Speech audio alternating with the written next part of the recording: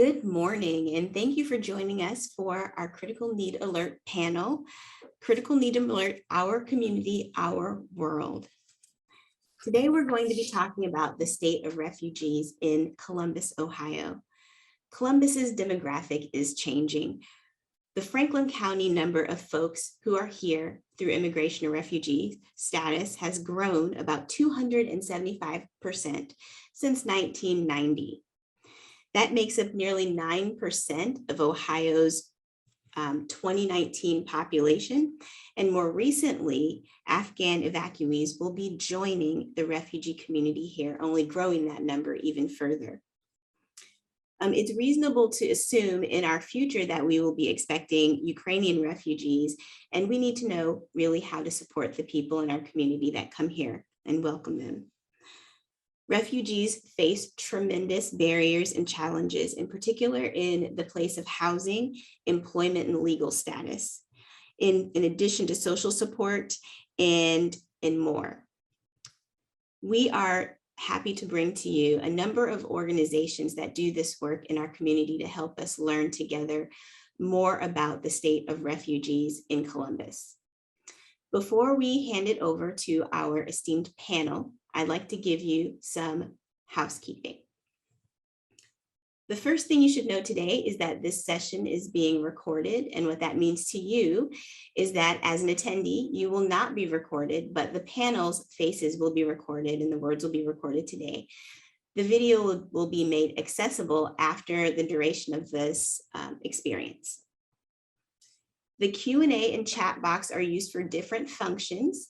The Q&A box is reserved for content-related questions. So if you have a question for one of our panelists regarding some of the work that they're doing or something that they've said, feel free to leave those questions there throughout the conversation. You can choose to review those throughout the conversation and upvote any question that you really want to hear answered at the Q&A section. It works just like a like button anywhere else. And we will know to prioritize that question during the Q&A section. The chat box is reserved for issues with the forum, technical issues, and it won't be monitored for content-related questions, but it will be monitored for technical-related questions. Next, if you are in need of closed captioning, you will find that accessible at the bottom right-hand corner of your screen. There will be 3 dots, and when you click on those 3 dots, you will see live transcription.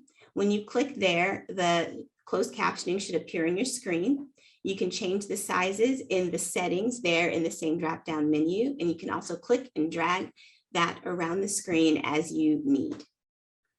And that concludes the housekeeping. So with that, I would like to introduce our colleague, Hillary Stone, Senior Advisor for Donor Services. Hillary? Thank you, Danielle, and good morning. Today, to discuss welcoming refugees to our community, we welcome Angie Plummer, Executive Director of Community, Refugee, and Immigration Services, also known as CRIS, Eugenio Mollo, Managing Attorney of Advocates for Basic Legal Equality, also known as ABLE,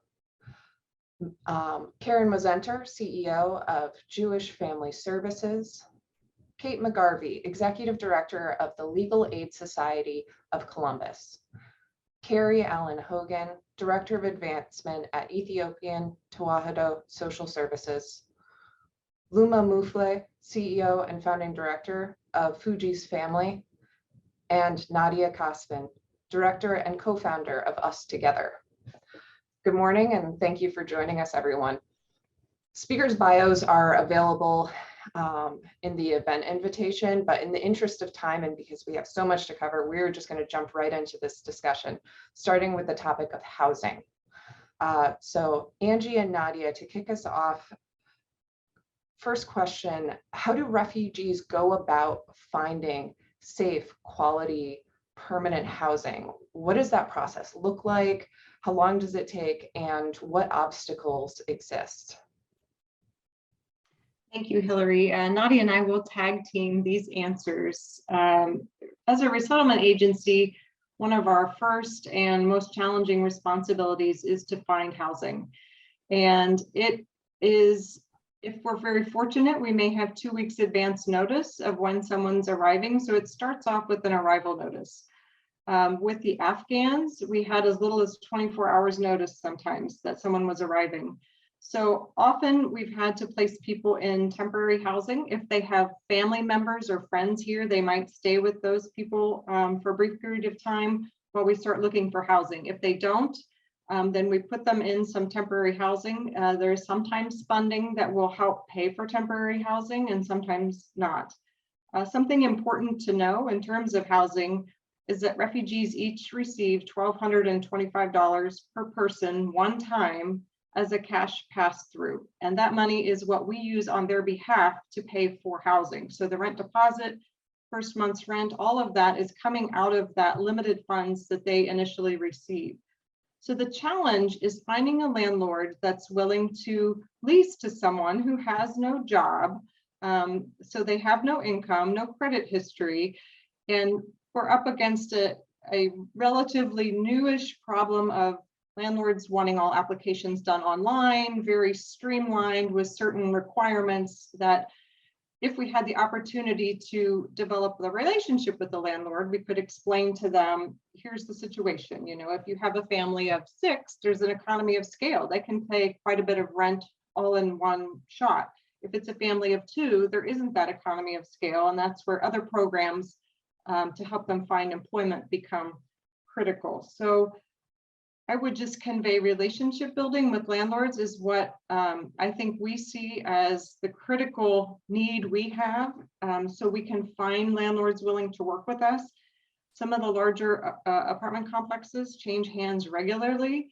So you may have one that was a good place to put refugees for some period of time, then maintenance goes down, they sell the property, you have to start all over again, developing relationships. So during the Afghan crisis, really we were turning to realtors associations, apartment associations, smaller landlords, trying to find places to place people. So this is an ongoing crisis for our city, but because of refugees starting from scratch, it's an extra challenge for them.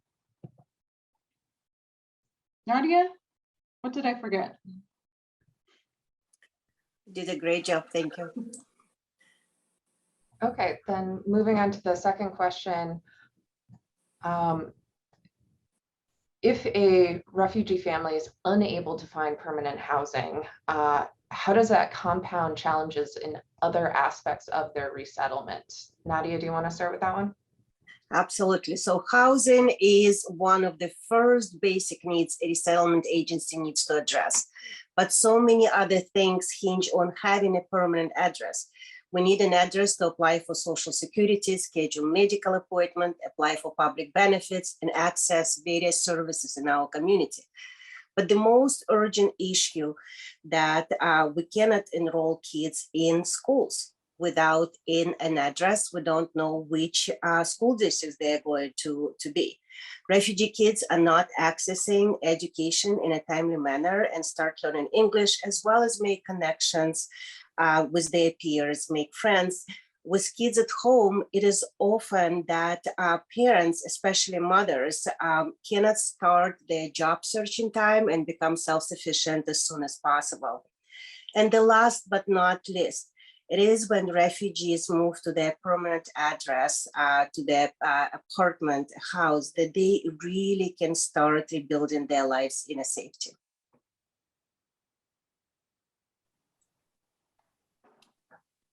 Thank you for that. Those are excellent. And I think one of the fundamental challenges when it comes to any resettlement issue, housing, or any of the other things that we will talk about today, is that legal component. And so I wanted to ask a question about, can you provide some of the examples of legal needs that refugees encounter upon arrival and throughout their first few years of settlement? And are these services accessible to anyone? Yeah, thank you, Danielle. I'm happy to start that and then pass it over to Eugenio as well. So we at the Legal Aid Society of Columbus provides civil legal services to individuals who are low income. And those services have a whole range of different areas. And with refugees, we really do see needs in all of those areas, although some are more highlighted. And so Angie and Nadia just talked about housing. I would say that is one of the biggest areas where we see needs for refugees within those first few years that they're in the United States. And so that will often include housing conditions issues. We may encounter refugees where maybe the entire complex largely has refugees and may have some fairly serious housing condition issues. And so making sure that refugees know what their rights are in those situations and then representing them, whether it's with a rent escrow case or a nuisance abatement case, to really get those conditions up to the quality and livable standards that they should be. We've also represented a fair number of refugees in eviction cases, as well as in fair housing cases. So we do have a new fair housing project and have certainly heard about some abuses with refugees and are focused there as well. Housing is not the only area though. Benefits issues are oftentimes a problem for refugees. There may be difficulty in accessing Medicaid coverage. Once coverage is obtained, there may be difficulty in getting home care services for a disabled senior or a disabled child. There may be medical equipment that is needed that there is difficulty getting. And so we can represent individuals with that appeals process and getting them those needed services. A few other areas just to mention, domestic, we do see a fair number of refugees who are victims of domestic violence once they are here. And so helping individuals get protection orders, divorces is something that we spend a lot of time doing. In the education system, Nadia mentioned getting kids in school. Once kids do get in school for refugees, we have seen issues with getting kids with disabilities. The proper individualized education plan can be especially complicated for someone who is limited English proficient. We've seen some bullying cases where individuals may be subject to bullying, in part maybe because of their refugee status. And those are cases we can help with as well. Tax you might not think about, but we actually have a project right now with Chris where we have, I don't know, maybe 29 Afghan refugees who we're helping with some adjustment to their taxes so that they can still be eligible for their correct immigration status going forward. And then we do also do some immigration cases as well. So sort of the whole range of services. Unfortunately, to your earlier question, they are limited. While we will do everything from full representation to appellate work, we do have limited staff. And so we have to make decisions in terms of what cases we are able to represent. And we are certainly not able to represent everyone, all refugees who are in need of legal services. So there is unmet need there. And Eugenio, I think you wanted to add to that a little bit, because it does sound like refugees have a lot of the same challenges and legal needs as other folks, but there might be additional needs. Can you speak to that? Well, yeah. Good morning, everyone. I think that's right. Refugees, and based on earlier conversations with Kate and Danielle, to your point, refugees have the same problems, especially in a civil setting, as every other low-income person that we face. So all the issues that Kate talked about. On top of that, they have immigration issues that need counsel.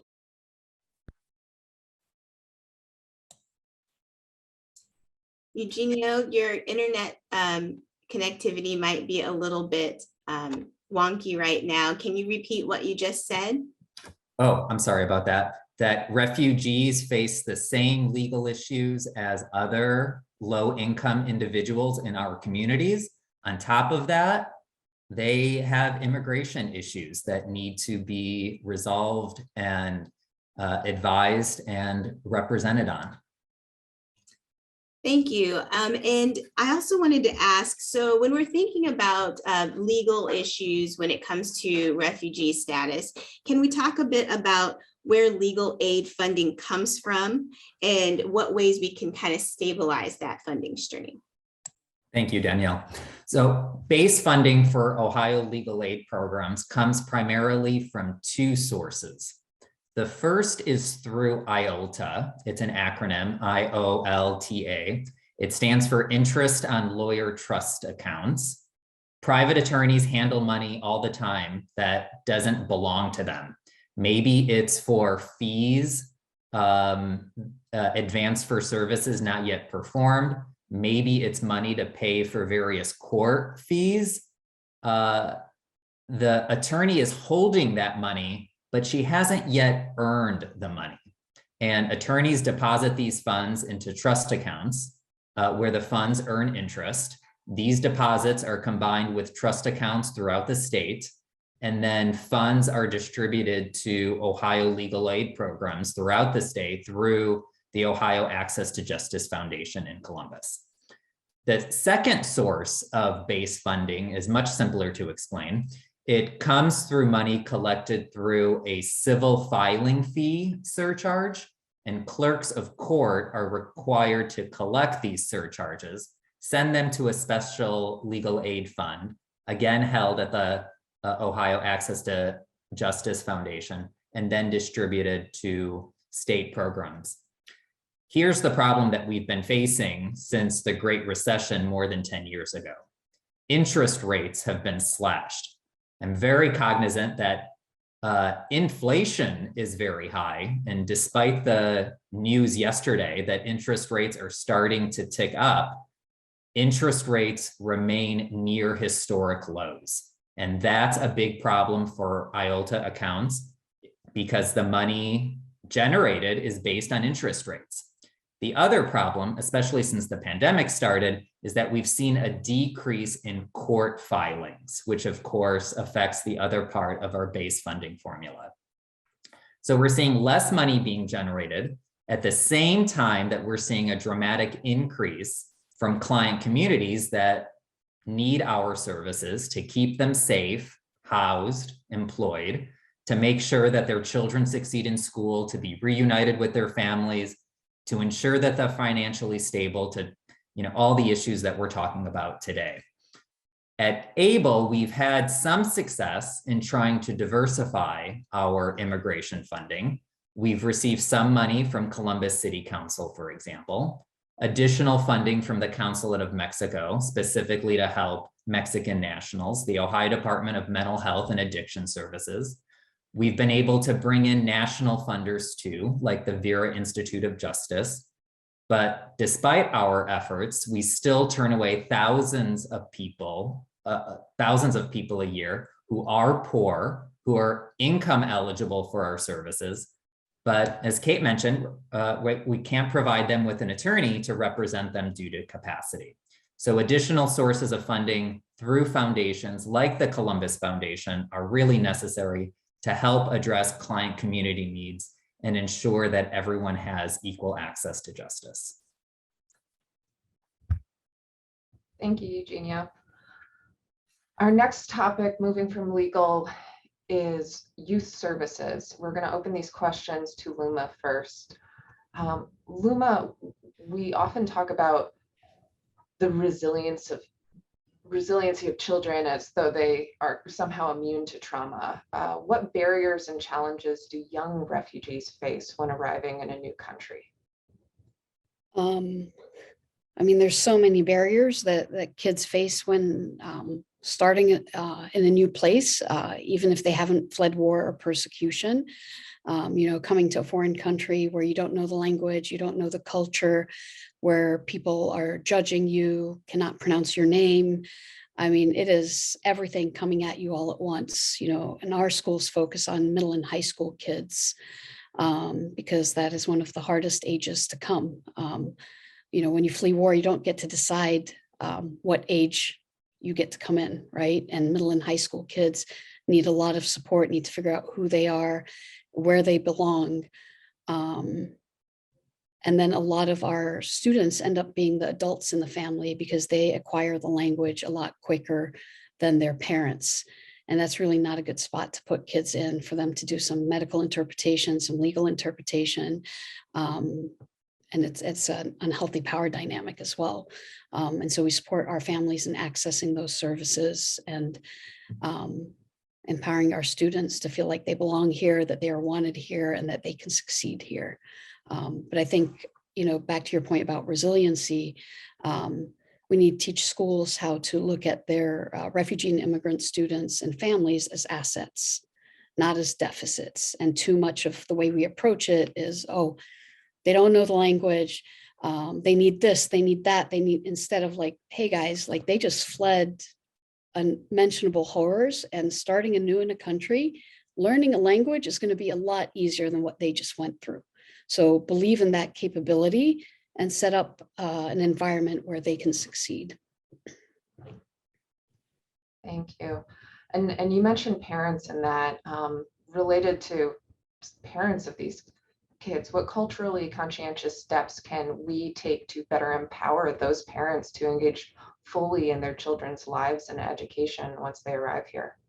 When we design our approach, we walk in the shoes of the parents. So if you've come to a new country, you may not want to come to a school that you don't understand or may not understand you. So our first point of contact is going and visiting with the parents. Our teachers, our school leaders, our soccer coaches go and visit, have tea, juice, and just spend time getting to know the parents. And that happens 2 or 3 times before we invite them to the school. But when they're invited, they all want to come in because they know the people there. We have interpreters there that are available. Every event we have is like a party. Parent-teacher conferences are, got music playing through the hallways. We have a babysitting room. We provide transportation, snacks from all their home countries. How is it that you can create environments that kind of bridge both cultures, right? That make you feel like, hey, I can come in and I can talk and people understand me and are not going to judge me. And teachers who know how to work with interpreters and talk to parents and, highlight what their kids are doing well. But, we've heard from too many districts say, well, the parents aren't engaged. And it's like, well, if they're not engaged, what are you doing wrong?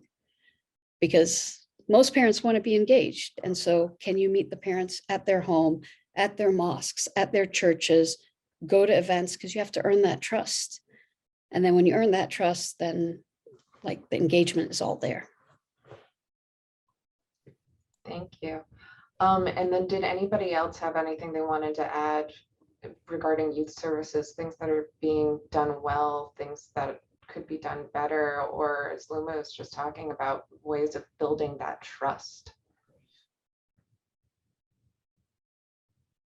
I would say one of the things that we do at ETSS, which I certainly supports everything that Luma's just said, is the use of bilingual liaisons with the school systems who go into the homes and work with the administration and the teachers to ensure that the parents are well informed and feel supported as they begin to build that relationship that supports their kids and also involves them more intimately in the school systems themselves. So I think we've seen the same type of success that you have. Gary.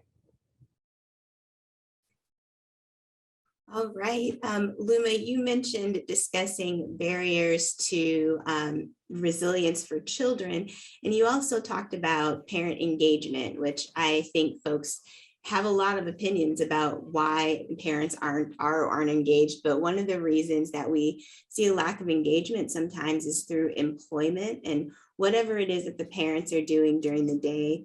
And they're experiencing barriers there as well. So can we talk a little bit about barriers to employment for folks who are refugees, but also the perspective of folks who are the employers?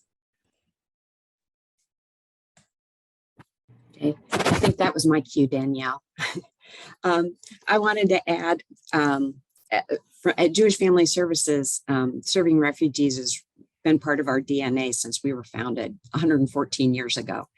And right now that takes the form of kind of bridging this gap that Danielle mentioned about bridging the gap between refugees and employees to help them get into employment, kind of picking up after that initial resettlement, helping them stabilize, and then helping them get into jobs so that they can start building their new lives here.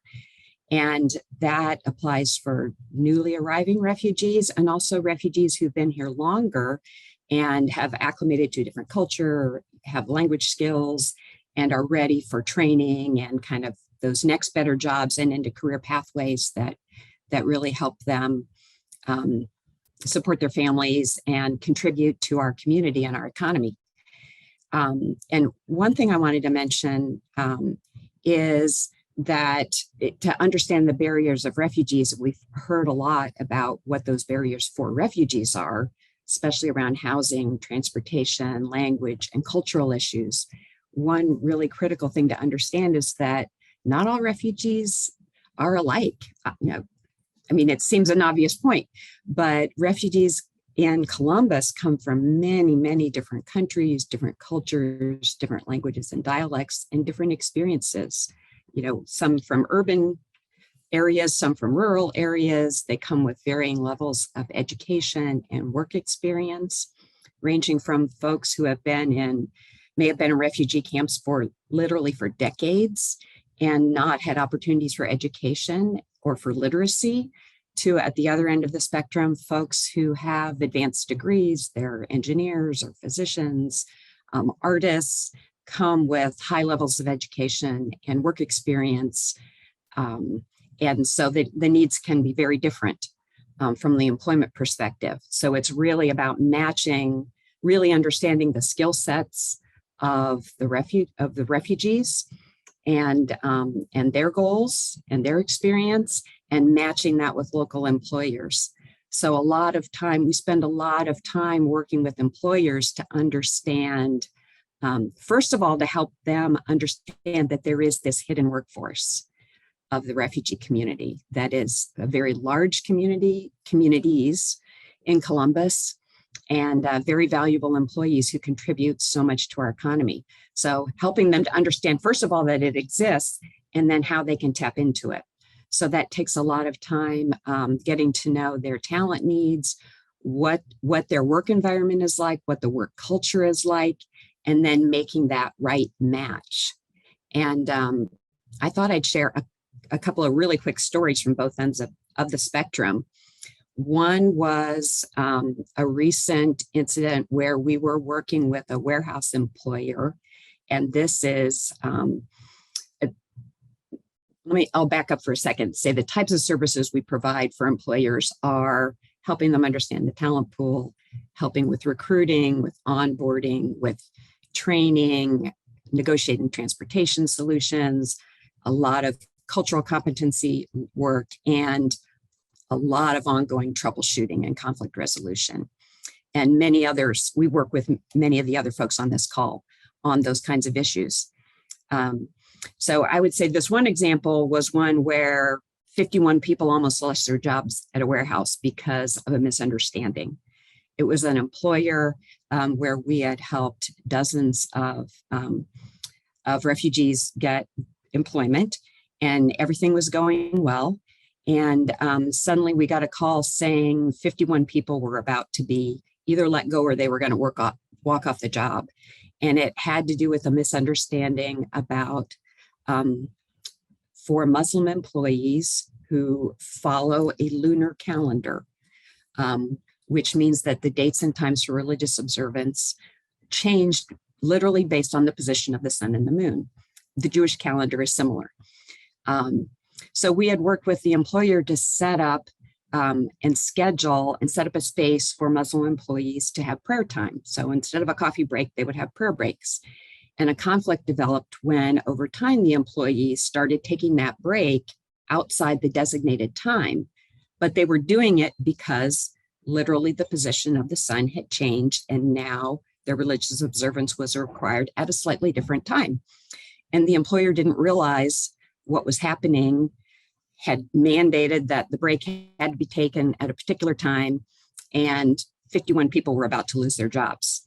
So we got a call, we stepped in and helped everybody understand what was happening, negotiated some more flexible solution in terms of the times, and helped 51 people keep their jobs and help this employer retain a really valuable workforce. So that's just one example of the type of troubleshooting. And I would say at the other end of the spectrum, an example was a person that we had been working with who was an Ethiopian refugee, EOB. He was a college grad. He wanted to go to law school.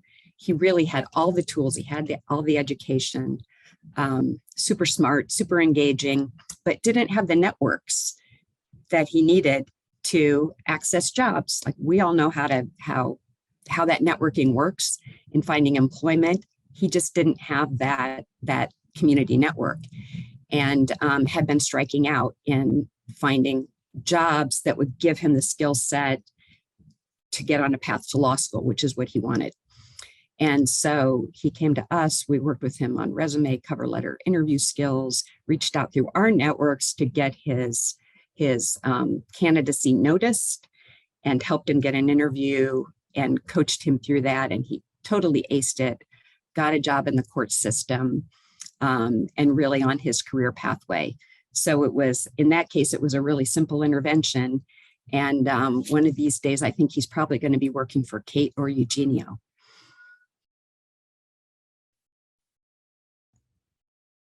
Thank you, Karen. Our next topic is going to be a quick focus on health and wellness services. We've talked about a lot of other obstacles that refugees faced when coming to the United States. We're going to open this to Carrie first. Carrie, what types of health and well-being resources exist for resettling families, and how can those be improved or expanded upon to better support refugees specifically? Thank you, Hillary. I think all of us want to be able to trust our physicians, our other medical care professionals, and that sort of thing. And as Karen just alluded to, and everyone else has as well, we're talking about a group of people who may come under the umbrella of immigrant and refugee, but we're also talking about an extraordinarily diverse set of individuals and families who come from very differing backgrounds, very differing belief systems, rituals, and how they have in their homeland received care. There are not a lot of trauma-informed and culturally aware, particularly mental health programs in the United States that really address the issues faced by these populations. Additionally, many countries don't really have the physician-patient relationships that we think of as natural here in the United States. Many cultures come with a belief in their own traditional methodologies. Some of those have been adopted here in things like yoga and wellness work of meditation, that sort of thing. But I think one of the things that was significantly highlighted with COVID is the inequity of access to applicable and effective medical services, not just for refugees and immigrants, but for a whole population of people within this country. So one of the real issues is accessibility. How do we create an avenue for individuals in need of healthcare, in need of support, to get the services they need in a way that they can understand?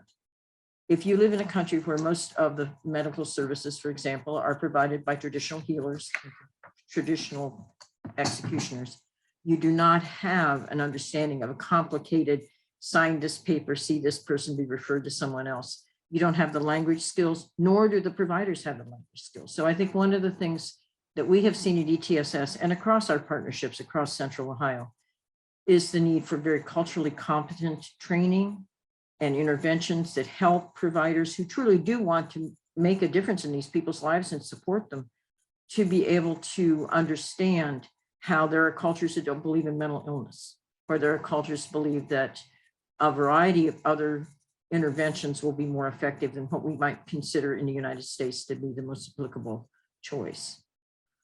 We have used at ETSS, just as an example, we have a whole group of community navigators who are members of individual ethnic groups who speak the language, who have come here more likely than not as refugees themselves and understand the extensive degree to which trauma has affected the lives of the new arrivals, how systems differ.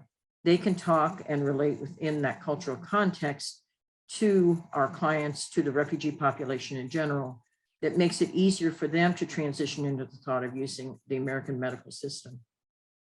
Mental health wise, we are not very well equipped at all to deal, first of all, just with trauma in general. but also in trauma with these populations.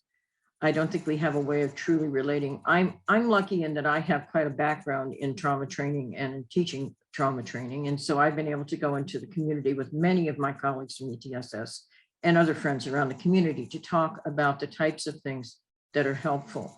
But I do think that as we move forward and we see this sense of equity in jobs, equity in housing, that we also have to very clearly fight very hard for equity in healthcare and in wellness services.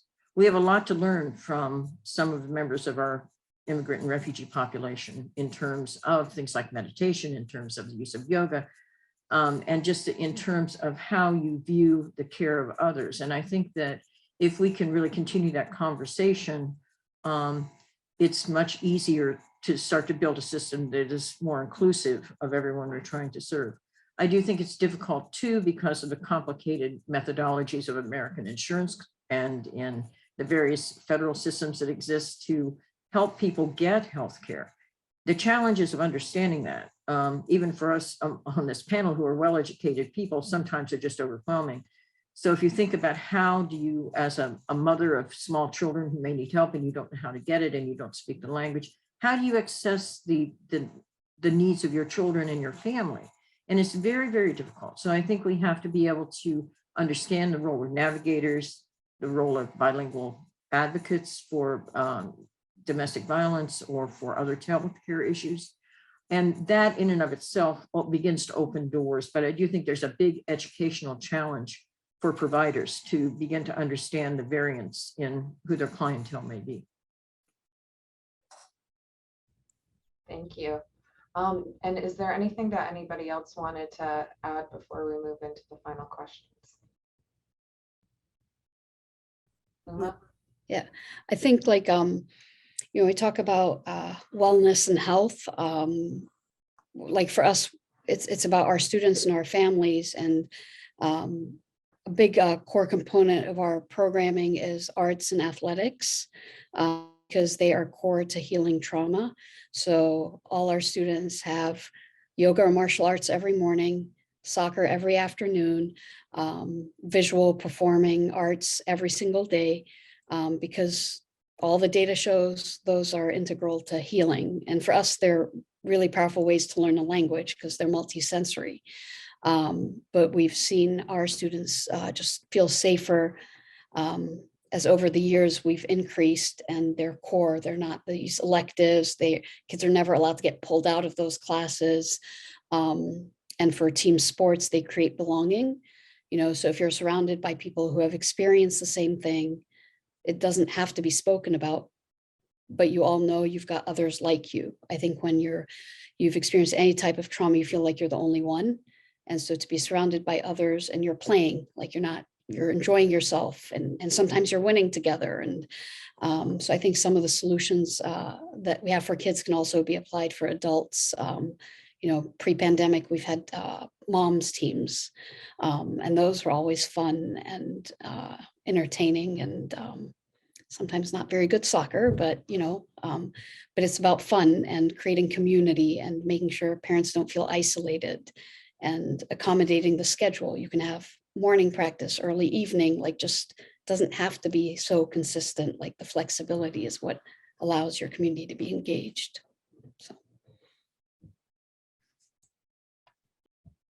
So I think that a lot of what you said, Luma, is important. How to bring levity and light into otherwise particularly dark places can be important in healing for trauma. And one of the other things that stuck out to me on this call is something that everybody has highlighted, but it's been about how there's this feedback loop that seems to happen. It's not just that part of your work is certainly helping refugees adjust and resettle to life here, but part of the work is about helping the folks here and the systems here best accommodate the folks who are coming in. So I just thought that was an incredible point, and it definitely shows us how your work is synergistic. It works together with one another.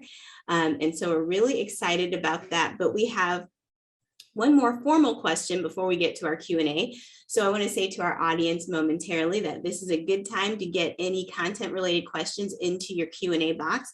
I have a list of questions, so if nobody asks, I'm going to be asking all of mine, but please go ahead and fill that Q&A box with questions right now as we're getting through our final question. So our last question, which is for any of the panelists today, is what is the best way that you see to support our sector?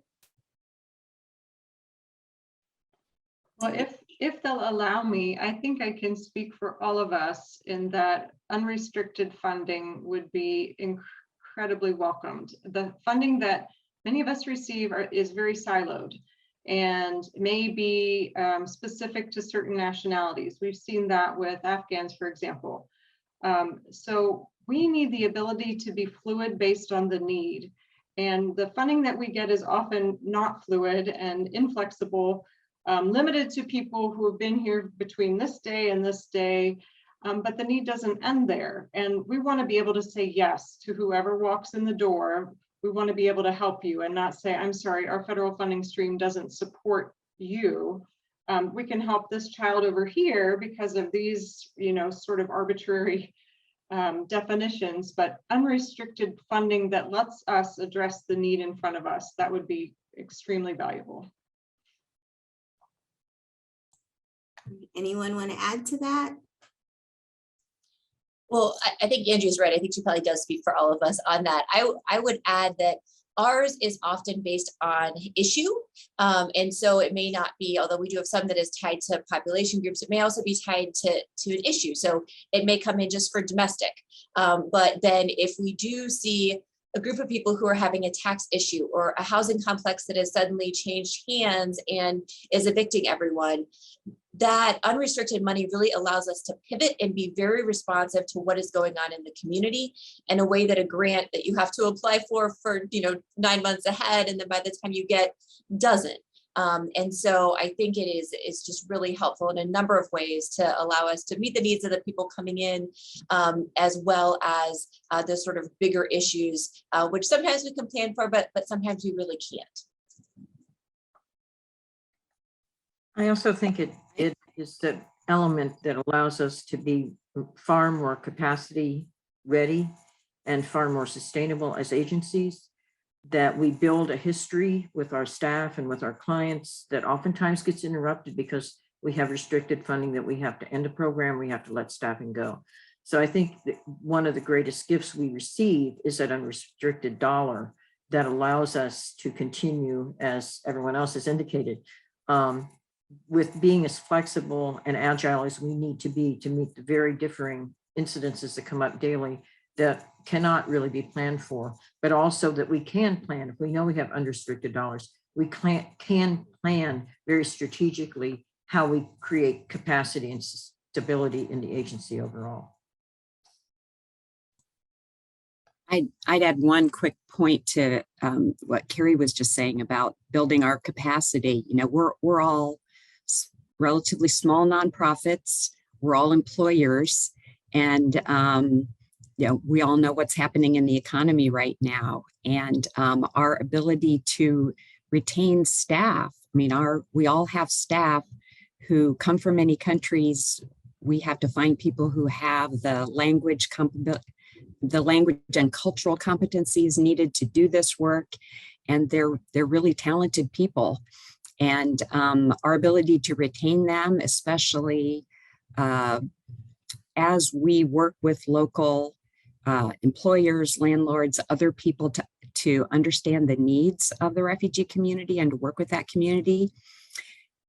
Quite literally, they're poaching our people and offering them higher salaries than nonprofits can typically afford.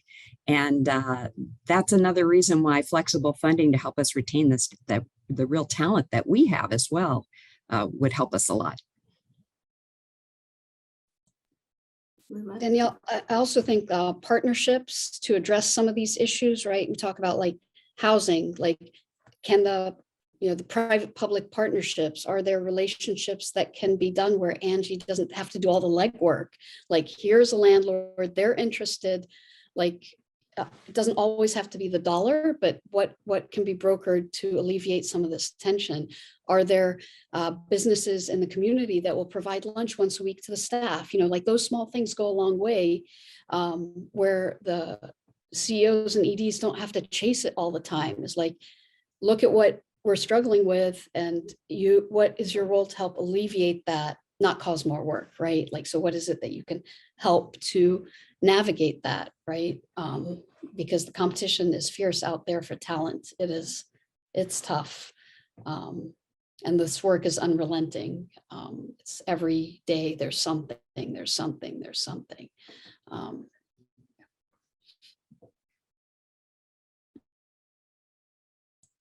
Yeah, Luma, and I think that you're bringing up solid points, and they actually go together. So the concept of that unrestricted funds and that flexibility to be able to apply it, that's true across the sector for many different types of organizations. But in this particular instance, when so much of the funds are tied to various specific populations or very specific buckets, and that those are kind of not really cyclical in nature, but random even, you know, the needs pop up randomly. That need for unrestricted funds is really important. And those partnerships, those community partnerships can't really be underestimated, because they add value in a very similar way as dollars do. So, you know, where a person is able to provide a partnership in housing, that helps ease the burden in another place. So thank you very, very much for that. We are turning into our Q&A section, and I see some questions coming into the Q&A box. Hillary and I will work together on these, but our first question here is around how we measure and show success. So how do we really show success of our work in this sector? And can you tell us a little bit about what success looks like in a quantitative way, but also really what it looks like for your clients?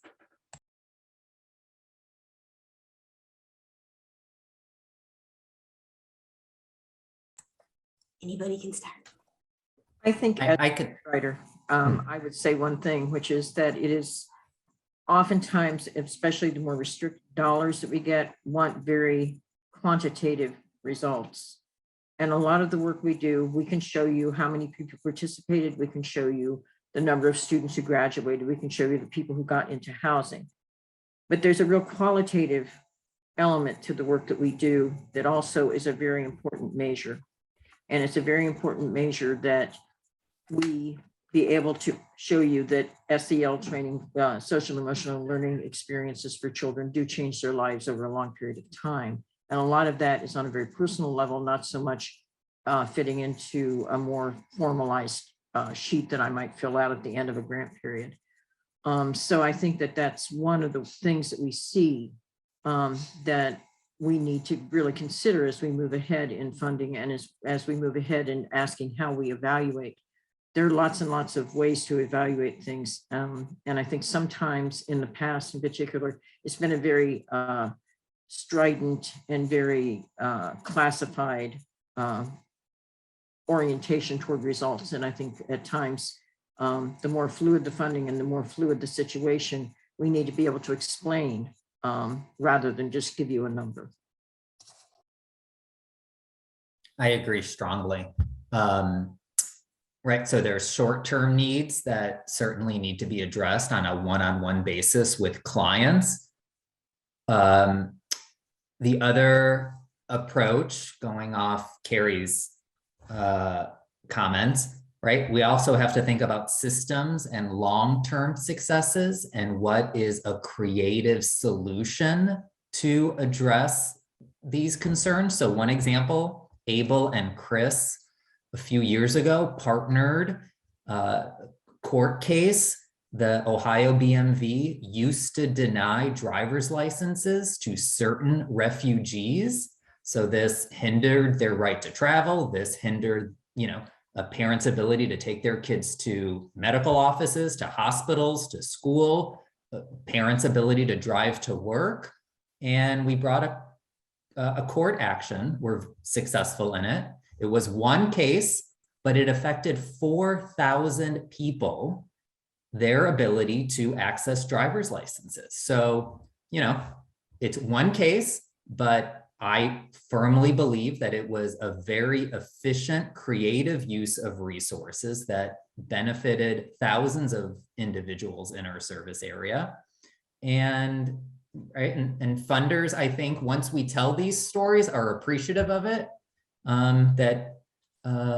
That one case can have a benefit for thousands of individuals, but it's the creativity, it's the trust, it's the stories that we hear over and over again and say, you know, yes, we can help you. Yes, we can help you, but really there are systems at place that really need to be changed. So allowing for those creative, long-term systemic solutions is really valued for efficiency purposes and for long-term safety and security for our clients.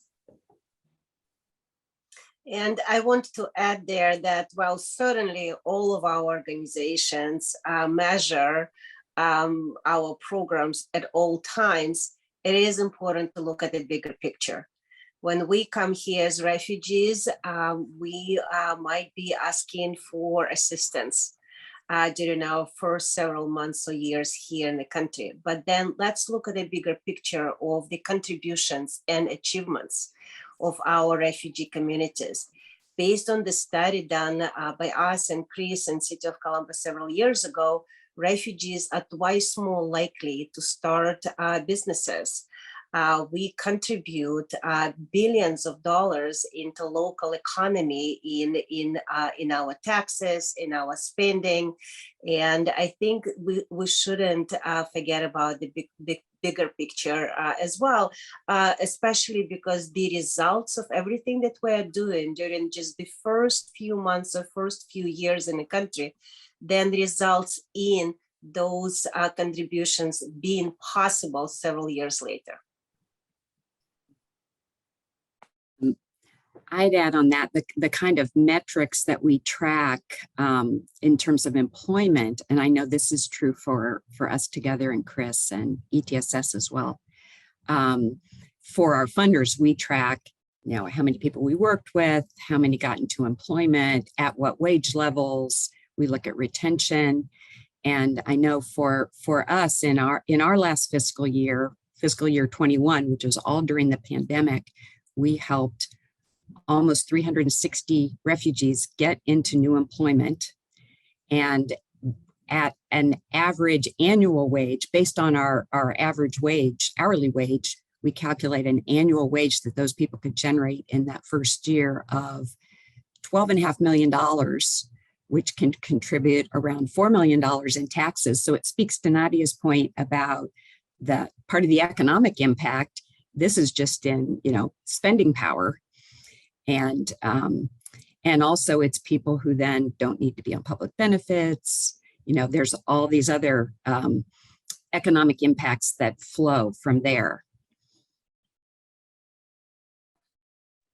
I would also say one other thing, and that is that I think as we all save toward our retirement or whatever, we're looking at the long view. We're looking at the investment of assets that benefit in the long run. And oftentimes with certain types of funding, the funding is driving the program rather than the program being able to be developed and be its best. And so I think that if we look at our partners in this whole process, our financial partners, I like to look at them as investors in the work we're doing and the work all of the people on this call are doing that have the impact that Karen just said and that Nadia said, that, you know, this is a long-term thing. This isn't, let's do this today and it's done. Yes, there are many immediate things that have to happen, but we also need to really look at people who have, in a sense, that venture capitalist attitude, saying, I want to invest in this because I do see the future. And you'll have ups and downs, but I really believe in the long term, the work that you're doing is so valuable to the community at large, as well as the individuals and families, that I want to be an investor in your work. So I think that that's one of the things that unrestricted funding brings to the table as well.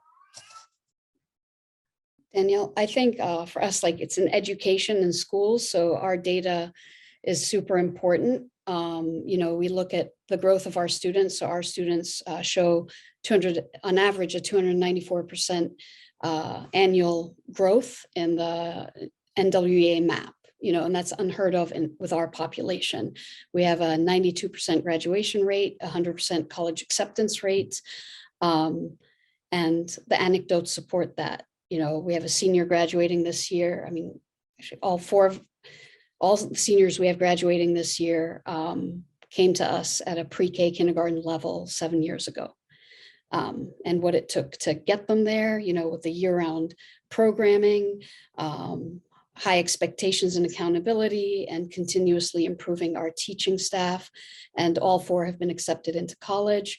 1 is going into HVAC, 1 wants to be a firefighter, but they all have the option if they choose to go to college. For us, it's preventing that cyclical poverty from beginning. And yeah, we have to look at the data, but the anecdotes support that. And there's more work to be done to keep pushing that. And for us, it's also super important that we do it with the same amount that the public school district is spending on students, that it's not costing us more. We're doing it at the same cost, but ours is also year-round and extended day. So. And this may be stating the obvious, but some of what we do is difficult to measure, and we need to look at from the standpoint of the refugee and whether they would tell you it was a success the way we helped them. So there is the successful refugee who we were able to resettle, get on his feet, and now he's a practicing surgeon again.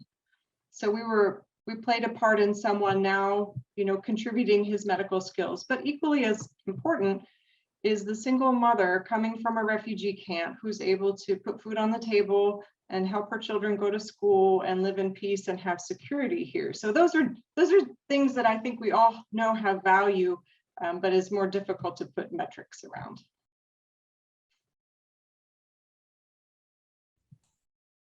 Thank you. Does anybody have anything they want to add to that one?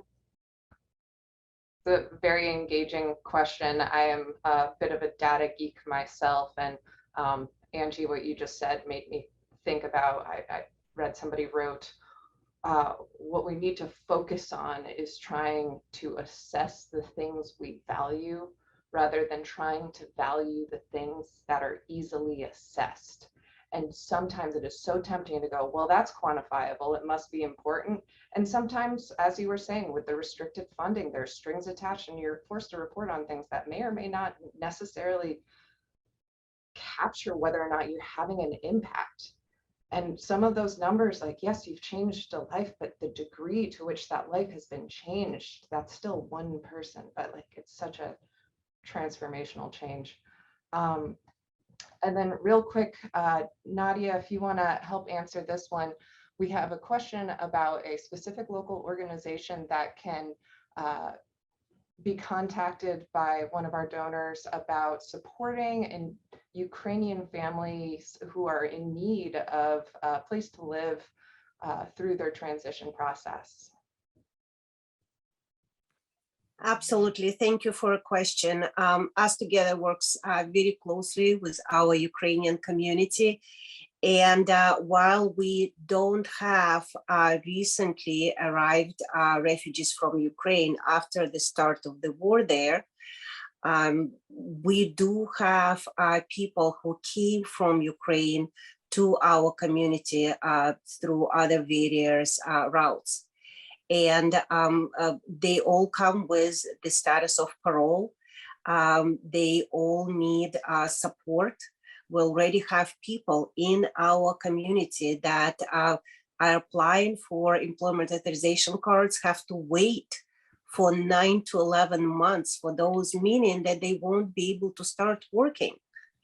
Meaning that they need some kind of support from the community, and definitely a housing would be a great support. But we also need housing for many of our refugee communities and refugee families here. So we can definitely connect you. You can reach out directly to me.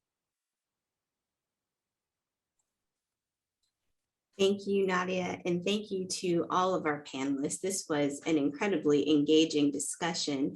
I still have so many questions that I won't get to ask because we're at time today, but truly thank you. The work that you are doing for our refugee neighbors is diverse and important and serves as an impact in so many different ways. It's hard to see the fingerprint all the time in, zeros and ones, but we know that it's there. And so thank you so much for the work that you're doing. Thank you for the attendees today. Thank you for joining us. And that concludes our CNA call. Have a good afternoon.